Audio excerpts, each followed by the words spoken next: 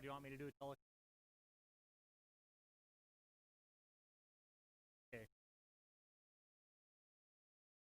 Our own motion.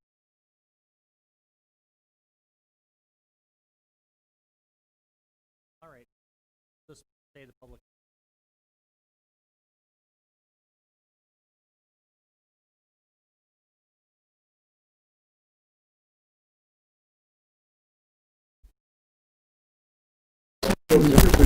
Good afternoon. Welcome to the Planning Commission meeting, 4:30 p.m., Thursday, September 24th, 2020. Item number 2 is the public meeting notice. Receive and order filed the public meeting notice stating that the Planning Commission will conduct their meeting by teleconference pursuant to the authority of the Minnesota Statute 13D.021 due to the COVID-19. Item 3 will be the approval of the minutes from the August 27, 2020 meeting. So moved. Second. We have a motion and a second to approve the minutes. Any discussion? Everybody signify by aye. Aye. Aye. Do we want to call Yep, roll? we're going to call a roll call. So I'll have Okay. Dave take roll. Ms. Ockes? Aye. Ms. Mako? Aye. Aye. Mr. Karnitz is not with us. Mr. Golden? Aye. Mr. Firth is here. Ms. Earl? Aye. And Mr. Mack. Aye.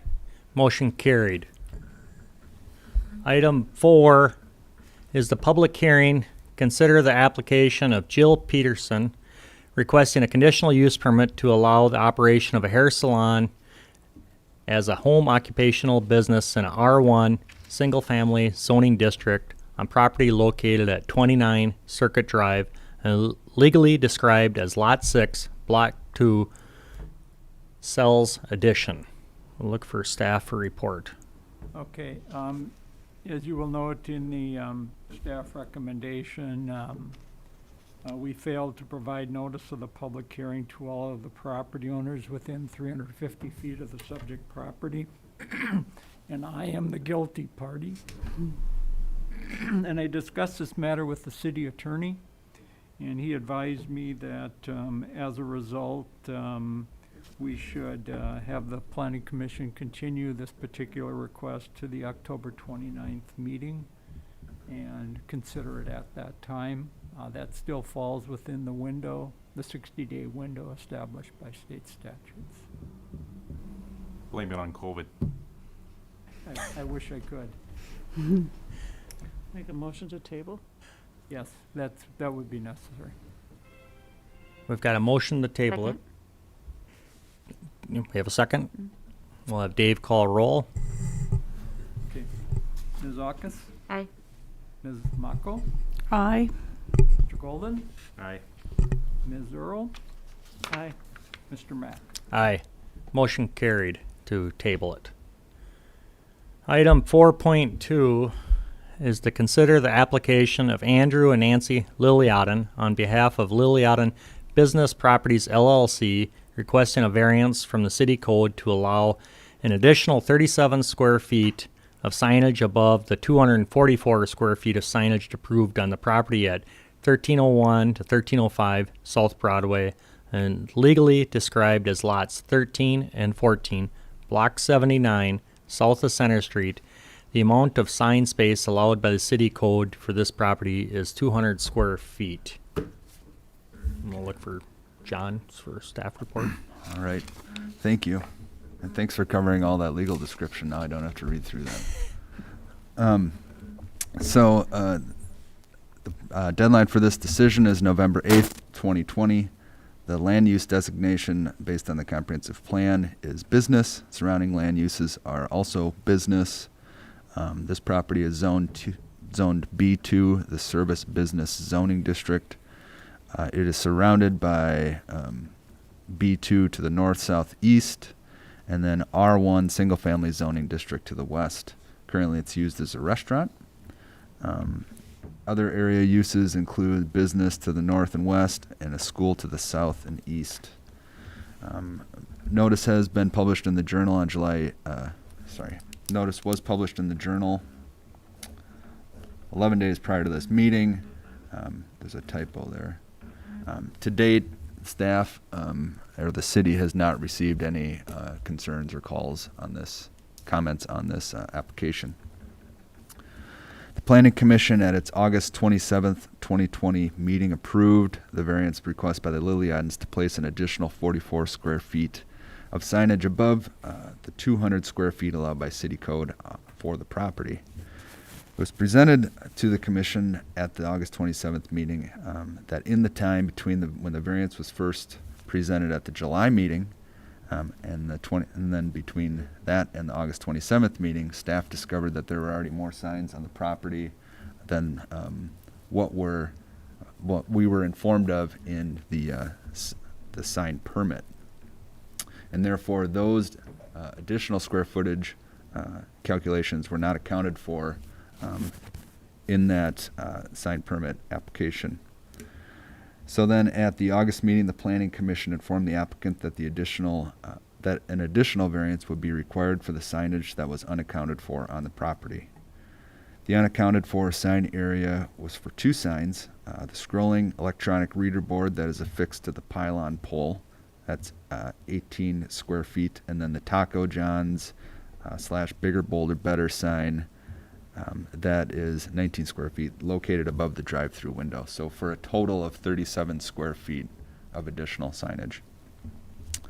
With the signs already installed, prior to the second variance application being received, it would total approximately 237 square feet of signage on the property without prior approval.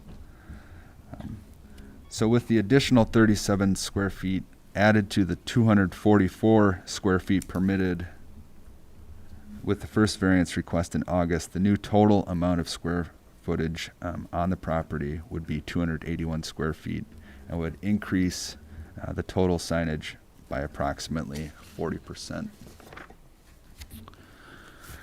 And then in the staff report, I also go through the fact that staff presented various sign regulations from various communities. Also that how the city calculates how we measure the surface area of a sign, and that we discussed how we take those measurements with the city attorney, and the city attorney concurred with our way of measuring. Following that, I provided a little bit of information on how we receive and review variance requests per state statute 462.357. And that statute states the following: variances shall only be permitted when they are in harmony with the general purposes and intent of the ordinance, and when the variances are consistent with the comprehensive plan. Variances may be granted when the applicant for the variance establishes that there are practical difficulties in complying with the zoning ordinance. Practical difficulties, as used in connection with granting a variance, means that the property owner proposes to use the property in a reasonable manner not permitted by the ordinance. The plight of the landowner is due to circumstances unique to the property and not created by the landowner. And the variance, if granted, will not alter the essential character of the locality. Economic considerations alone do not constitute practical difficulties. So the three factors, when you take that out of state statute, are the three bullet points that I have here, which says, one, does the property owner propose to use the property in a reasonable manner not permitted by the zoning ordinance? Two, is the plight of the landowner due to circumstances unique to this property and not created by the landowner? So, well, I think what they are talking about is this site specifically. Is there something unique about it? Not necessarily other sites in town that are similar, but this one in particular.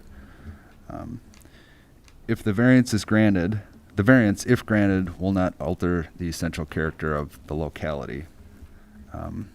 So essentially, one thing might be like a use variance where they would have some type of business in a residential district. Would that alter the character of the locality? That's when you could argue that yes, it probably could. So that same criteria that's set up in state statute is also asked in a series of questions on the city's variance application, of which are to be answered by the applicant. So on the second page of the application, there's a series of 7 questions, and 5 of those questions are pertaining to the statute. The other 2 are pertaining to city code and the comprehensive plan. So I do have a list of alternative actions. One would be not to increase the amount of square footage, square feet allowed, square feet of signage allowed on the property. 2 would be to lessen the variance amount, or 3 would be to deny the variance request. One thing I would like to add is that our first meeting when this variance was tabled, staff had calculated the total square footage amounts based on the sign permit application. That also would include those 2 bigger, bolder, and better signs that would have added an additional 44 feet. Now, when we went through and measured that, calculated that surface area, we came up with a total of 235 square feet, okay? But when we granted the variance for 244 square feet.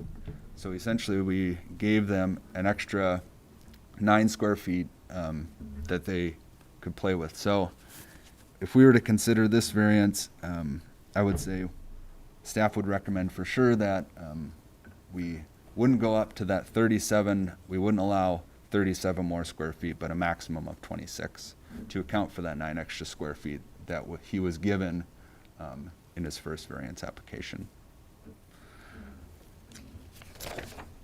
And then for supporting information, we have the variance application, the property location map with proposed sign locations. And like I said, the scrolling reader board is on the pylon pole on Broadway, and then the bigger, better, bolder Taco John sign is above the drive-through window area.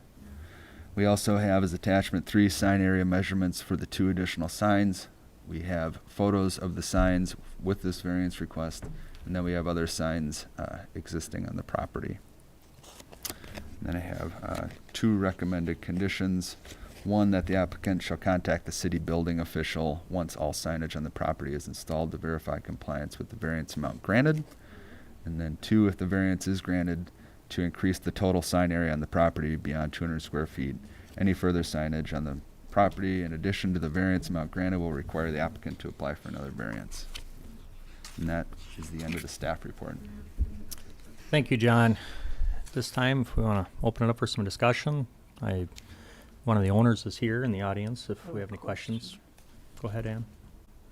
John, when you were going through, you asked that we allow for only 9 extra square feet, or the difference between 2 numbers. Would you go through that again? Sure. So when staff calculated the total surface area of signs on that property based on the sign permit application, and then you add in the bigger, better, bolder signs that they were requesting the variance for. On the back of the building? Those 2 Two signs would sides. be on the north parapet Yes? and then the south parapet. Okay.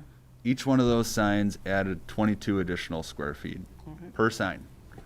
So when you added that to what was in the sign permit application, we came up with a total of 235 square feet, not 244 square feet. Okay. And what is the extra, okay, so he has 9 square feet to play with? Is that technically what you're? Currently where we stand, yes. All right. And that does not cover the bigger, bolder, better on the back of the building or the pylon sign? No, he would still need a variant to keep those in place. He would still need a variance of 26. Okay. Sorry, like 37. 26. 29 square feet. This is basically just a revision of what we had last, but we didn't act in time. No, the application wasn't complete. After they went out and did a review of it, they found that they were over. So if we deny this application, he will not be able to put up the bigger, bolder, better On the back of the on building? the sides. That's already No, there. that's done. That's done, That's okay. approved. This is for the rear of the building and then for the digital on the pole. Well, we Digital's already on there. Or- Yeah. Can you step up to the mic, please, and state your name? So Andy Liliadin, Taco John's owner.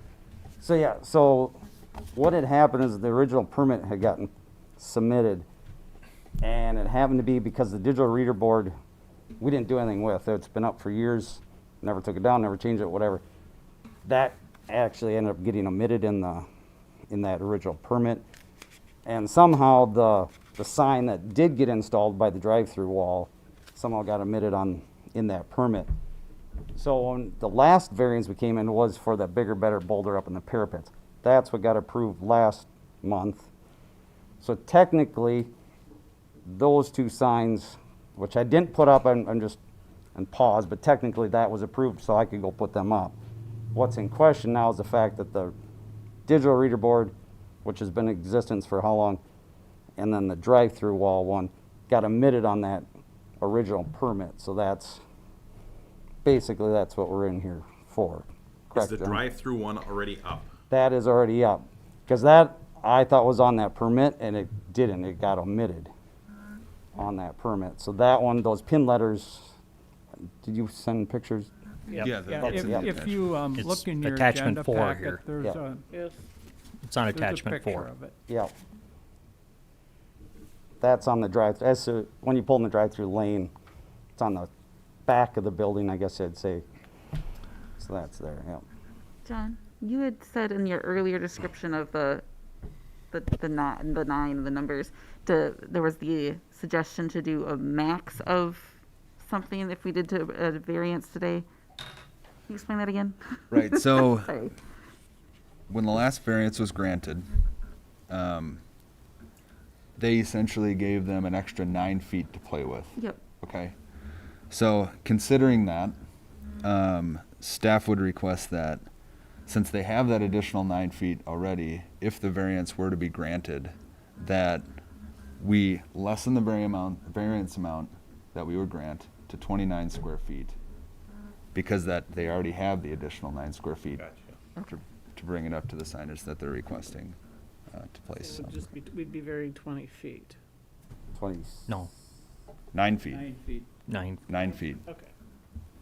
And the 9 feet covers everything he needs.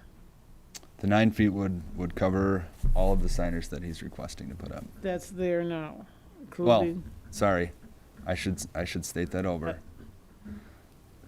So 200. the 9 feet does not cover the bigger boulder better on the back of the building or the zipper sign in the front? No. 273 square feet would cover all the signage on the property. And you're asking us for, I'm asking you to reduce the variance amount for this request from 37 to 29. 20, because I have 9 extra square, so when I Yep. submitted for 37 square feet, which is the equation of the bigger, or the pin letters on the back of the building and the digital reader board. But what John's saying, technically I had 9 extra square feet already available, so he's just trying to And this would be enough to reduce do that all your stuff. to still, it'll still cover everything that we're talking about. It's just, so on this variance request that I'm looking at, which is attachment 1, 28. you want to change by adding 37 square feet, which is on page 1, to what number? 37, so we're taking 9 square feet off of Off that. of that, so it would be, all right, okay. So you're So it would be actually 28. 28 yeah. 28. square feet. Yeah. That's what I was trying to figure out how we got 26, but it's 28, okay. I'm gonna be fine with that. If we can just, because we talked about this last time till we were blue in the face, and I think there's a lot of us that. Right. I'll I'm- make that motion. I've got just want to just make a comment here, and just looking at attachment 4, looking at the drive-through, just like to have everybody kind of look at that. And just for instance, you got the door. And, so you got a screening on the door Yeah. that has advertising, you've got screening on your drive-through windows, where does it end, and He at the could end put of up a it, banner, nobody and he would say could put a anything about it. banner, so, I mean, and like I stated in the council meeting, when we approved the first variance, I think it's unique property, and I'm going to say that because it's only on 2 lots, instead of say like 3 lots, where if you were going to build it brand new, and he's retrofitting an existing building, and I think it complements it, and that's just my thoughts, but I don't know what I everybody think from the else thinks. photographs, it's very clear that it's a Taco John's. Let me just say that. Yes, I think they got every wall covered. Yes, it's very clear. And Probably have it on the roof and we haven't Well- counted it. and as Dave said in our previous meeting, that color sometimes is identifiable, that when you come into town, color and architecture style, is another way for identifying a building, and I Believe think me, I did spend extra money. Those ACM panels, corporate required me one. If you notice, I have 2 vestibules in my drive-through. I did all 3 of them. They required me to do 1 of those, but because kind of like you're talking, unique, depends upon what angle you're coming from, which is I spent the extra money to do it because of that, to give that good look to the store. So Well, don't put up another sign. Yeah, it's, no. I'll make that motion to approve the variance with the adjustment to the 28 square feet approval, With the conditions. with the conditions, please, yes. We have a motion. Do we have a second? A second. We have a motion and a second to approve the additional 28 square feet with conditions, and then I'd like, would the commission provide staff with some reasons? sure. As we discussed at the last time, it was due to the creative nature, or not the unique nature of the space and where it's located, which answers that second bullet of the unique circumstances of the layout of the building. I think we could state, a narrower lot, and if it would be on 3 lots, you'd be, times the 2, you'd have 300 square feet, and now we're going to be down to under that. I'll second that footage. condition. Does that help you out, Dave? That's, no, the planning commission is, you have a responsibility to provide reasons for your decisions, and so I just want to make sure that those are on record. Perfect. Well, we have a motion and a second. I'll have Dave call a roll. Ms. Aukus, Aye. Ms. Mako, aye. Mr. Golden, Yes. Ms. Earl, Yes. Mr. Mack. Aye. Motion carried. This will go to the next council meeting, Okay. and then this is just a recommendation, and at the council meeting, then they'll take action on it. yep. And then next Should be Next yeah, Tuesday. Next Tuesday. 4:30. It'd be October 6th. It's not next week. Next week, we're still in September. Elwood, that was the 6th? Yeah, 6th, first Yep. Tuesday of October. Yes, 4:30 p.m. All right. Thank you. Appreciate it. Thank you. Aaron. Yes. All right, item 5.1 is consider for approval the preliminary plot of M&D addition Yeah. on lots 8-13, vacated German Street, Block 44, north of Center Street, street address 323 19th North Street. Go to staff for report. Okay. The property in question is generally located south of 19th North Street and east of North Minnesota Street. The street address is 323 19th North Street. Date for decision on this particular request is January 8th, 2021. Land use designation in our comprehensive plan is industry. The surrounding land uses in our comprehensive plan are to the north is high-density residential, And to the south, east, and west, it is industry. The zoning designation for the property is I-1, which is Planned Industrial District. Zoning to the north is B1, which is Limited Business District, and to the south, east, and west is I-1. The current site use of the property is, there's a storage building at the rear. The remainder of the site is vacant. The current area land use, to the north, we have 3 apartment buildings. To the west is a single-family dwelling and business. To the south is the 3M company. And to the east is a single-family dwelling and business. There are no notice requirements with this particular request, and to date, we have not received any comments. The owner is proposing to construct a storage building, but in the form of a condominium project. And so the plat would consist of 1 block with 16 lots. 15 lots would accommodate the storage buildings, and the 16th lot would be an open area that would be owned and maintained by the owners of lots 1 through 15. So think of this just like it's like a residential condominium project, except that it's storage, single-story storage buildings. The applicant will need to secure the following variances for lots 1 through 15.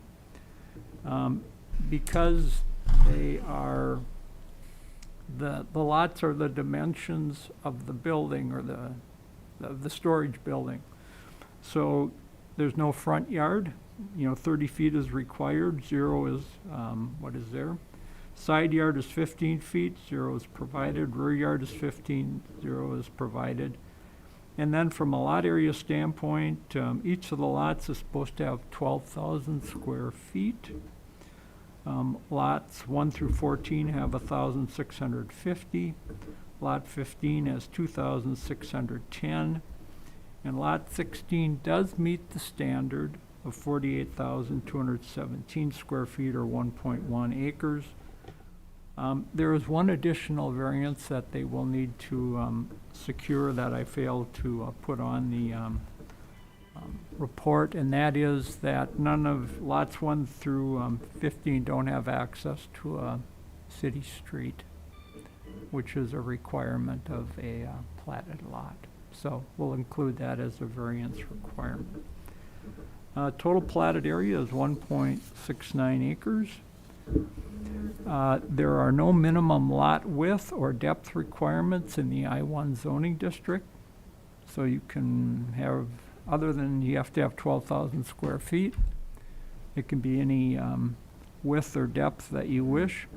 Comprehensive plan does not designate a park within the platted area, and the city approved a similar type of project at 915 North Broadway in 2004. And that consisted of 7 storage buildings that time. So this is a little bit bigger.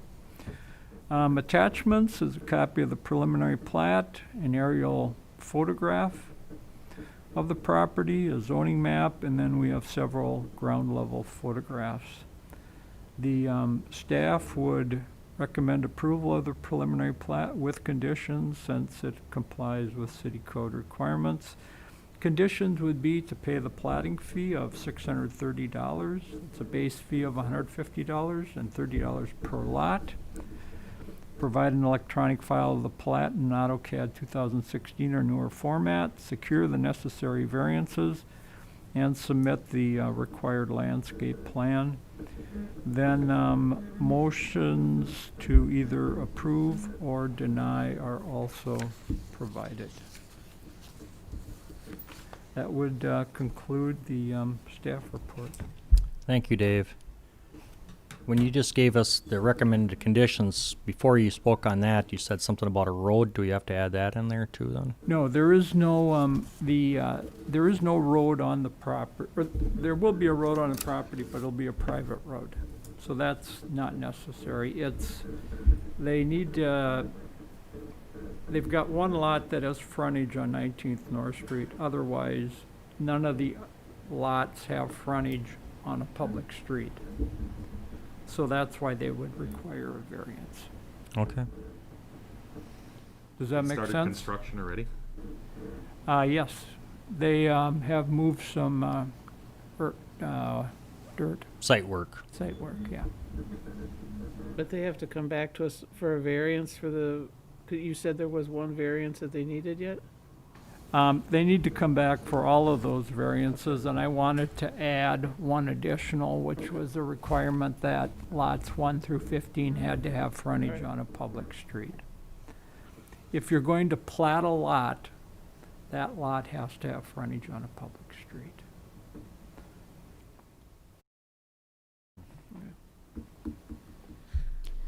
Are these storage buildings going to be separate buildings, or are they connected? They're connected. Oh, So it'll be a row of Understood. buildings with individual doors. Well, it's a good way to get a tax base going. But they'll be individually owned, not rented? Yes. So if you, I think all of you probably have seen other storage building complexes in town, and you see rows of buildings, and they are rented out. They're rented out. In this case, they're gonna be owned. Oh. And so, any decisions about what's happening on the grounds, the roadway condition, the owners are gonna have to get together and decide how they wanna deal with those kind of issues. So And it's, and that includes the 1 acre of property that is undeveloped that's on it. gonna be the, And so there, 15 people are responsible for it, okay. Do you happen to know what is the advantage to breaking it up into these lots versus going a different format with that? I'll be honest with you, I don't. Well, you probably could get more probably get more units built. If you had individually buildings, then you'd have to put Yeah, spaces. but if versus you know, a typical storage complex where you would have, you know, let's say, 15 units or 14 units in 2 rows, what's the difference between doing it rental versus doing it owner? I suppose the difference is that the developer can step back from having to manage the property, and that management responsibility now rests with the owners of the individual units. And after you sell 15 units, you can develop the other part of the acre if you decide. No, they would max out the development area on this Okay. particular So parcel, that, yeah. so the other acre cannot be developed. No, right. it's kind of, if you look at the site, if you look at the plat, that area is kind of on all 4 sides. And so you have to have access to the units, which is going to be from the outside. Okay. So you're going to have space tied up in All right, in that. okay. Oh, I see. I think it's a good use of the lot, or the land. I would agree with that. I'd make a motion to approve the preliminary plat for M&D with conditions. A second. We have a motion and a second to approve the preliminary plot of M&D addition. We'll have Dave call a roll. Ms. Aukus, Aye. Ms. Mako, Aye. Mr. Golden, Yes. Ms. Earl, Yes, Mr. Mack. Aye. Motion carried. Item 6.1, City Council decisions concerning Planning Commission matters in August 2020. Okay, at the September 1st meeting, the City Council unanimously approved the variance request of Andrew and Nancy Liliadin to allow an additional 44 square feet of signage at 1301 to 1305 South Broadway. They denied the application of Rick and Rachel Risen to reduce a side yard setback from 10 feet to 1.5 feet at 125 South State Street. And that would have allowed the placement of a detached storage shed that had dimensions of 10 by 12. They received at that meeting a stormwater report for the new industrial park area, as well as the watershed area that that park is located in. And that report was prepared by Bolton and Mink. And I think at the next meeting, I'll share some of the maps with you that were prepared as part of that report. They identified some, I guess you could say, preliminary street layout areas, and give you some idea of how it possibly could lay out at some point in time in the future. And then at that meeting, they authorized the vacation of an easement area between two residential properties at 21 and 25 Village Lane. And the vacation of the easement area allowed the owner to put a garage over that easement area. At the September 15th meeting, they decided to declare as surplus property an art sculpture piece that was done by Helene Faismeyer. So you can put in your bids for that in the near future. I think the city's going to allow 30 days to receive bids for that sculpture. They conducted a public hearing on the final plat of Oak Bluff's 9th edition. And then they approved it, unanimously approved it with conditions, but there was a long discussion about, I would say, more the land use in that particular area, not so much about the plat itself. And several of there were, I think, two property owners that felt that they had received assurances from the diocese that there would be no development behind their residence. And one of those owners also asked that only single-family dwellings be allowed in that area, and that's the area that's been designated for 3 fourplexes. And they had over 100 people sign a petition apparently opposing the plat and the land use. And one of the requests of the, at least one members of the city council, is that the developer conduct an open house and invite area residents to come in and see what the project will look like and talk a little bit to the developer about it. The developer did have at least one kind of rendering of the building, but or an elevation, but I think they would like to see maybe a little bit more. So that open house has not yet been set, but when it is, I'll let you know. So if you're interested, you can come and take a look at it. Council then also approved a motion establishing findings of fact for the variance denial at 125 South State Street that I talked about previously. And then after the council meeting, they had a work session. And in the work session, there was discussion about the establishment of a park in the Dakota West area. And there were several neighbors that spoke on that issue and noted that they really have no area for their kids to play, and that they would like some action on this matter as quickly as possible. And so the council kind of asked the staff to take a look at the issue. There are some properties that potentially are available, but there's a cost associated with that, and so staff is expected to have something back to the council at the second meeting in October.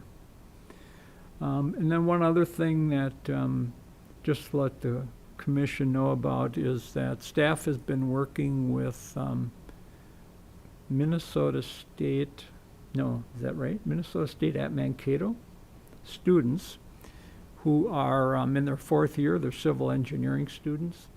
And one of the requirements of that particular program is that they do a major project. And so the students have been divided up into, I guess, 4 teams. 2 of them are taking a look at the Herman Monument. One of them, and then the other projects, one is doing a trail from 20th South Street to Shells to Flanders State Park. Another one is looking at the new industrial park area as well as the area beyond that and developing more detailed plans for that. And then the third is taking a look at the what I'm going to call the Walner Gravel Pit area, actually now owned by MR. And, you know, there's some fairly severe slopes in that area, so how is that area eventually going to be developed, and how do we deal with stormwater? And, you know, and we've got some parks in that area, and how do we connect them, and just to do a development plan for that area. So it's really beneficial to the city in that we get you know, this work at no cost to us. And, you know, we've got, what, 8 or 9 students per team. And so we've already had Zoom meetings with them, and it'll be interesting. Mhm. And they will be also doing this, hopefully, hopefully it won't be a Zoom type of presentation. You know, we can actually have them here and give their presentation to us. But, you know, it's something could be of interest. Anything you wanted to add to that? No, I think that covered it. Okay. Thank you, Dave. Item 6.2, Heritage Preservation Commission activities. Elwood, do you have anything? Pardon me? Had no agenda items. No agenda from the HPC. So we will go to item 6.3, review an article on variances and nonconformities, understanding land use terms from September/October 2020 issue of the League of Minnesota Cities magazine. Yeah. The city is a member of the League of Minnesota Cities. I think probably most communities in the state of Minnesota, or a great majority are. And the league performs many different functions for the city. And one of the things that they do is they publish a kind of a magazine every, now it's every 2 months. It used to be monthly. But they always have articles about different issues that cities are facing. And in this, the most recent issue, they had in their legal section information about variances and nonconformities and understanding what those terms mean. And it's written in a manner that is not has a lot of legal terms and pretty understandable. And so I just thought it would be something that you might find of interest. And I would recommend that you read it. It's good background. Thank you, Dave. Any further discussion from the commissioners?